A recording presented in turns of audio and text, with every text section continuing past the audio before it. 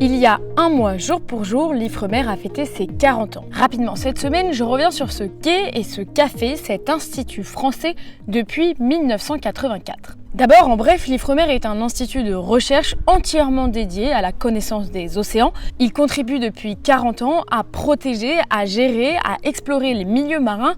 C'est un peu le gardien des océans. Maintenant, l'Ifremer en 5 événements clés. Alors d'abord, en 1985, c'est l'Ifremer qui a découvert l'épave du Titanic. Il devance les Anglais, les Américains, tout ça grâce à son sonar SAR qui repère l'épave à plus de 3821 mètres de profondeur. Ensuite, en 1992, l'Ifremer réalise la première carte de glace polaire. Des chercheurs de l'Ifremer cherchaient à calculer la vitesse du vent sur l'eau et un peu par hasard, ils ont finalement découvert le moyen de détecter la présence de glace. En 2005, l'Institut lance le Pourquoi pas, un navire océanographique financé à 45% par la Marine nationale qui peut donc l'utiliser 150 jours par an. Sa particularité, c'est l'un des navires de recherche les plus silencieux au monde. On continue, en 2015, la France étend son domaine sous-marin de 579 000 km², soit un peu plus de la superficie de l'Hexagone, tout ça dans le cadre du programme Extraplaque. Cette extension fait alors de la France la deuxième puissance mondiale maritime en termes de zone économique exclusive,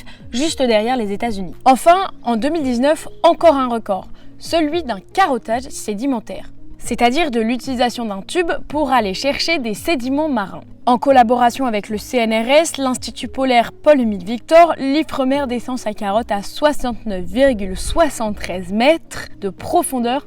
C'est une première. Aujourd'hui, l'un des principaux enjeux de l'Ifremer, comme l'a confié François Houlier, son directeur aux marins, est de travailler à conjuguer un océan en bonne santé et nourricier. Donc à se pencher tout particulièrement sur les questions de pollution et de soutenabilité de la pêche.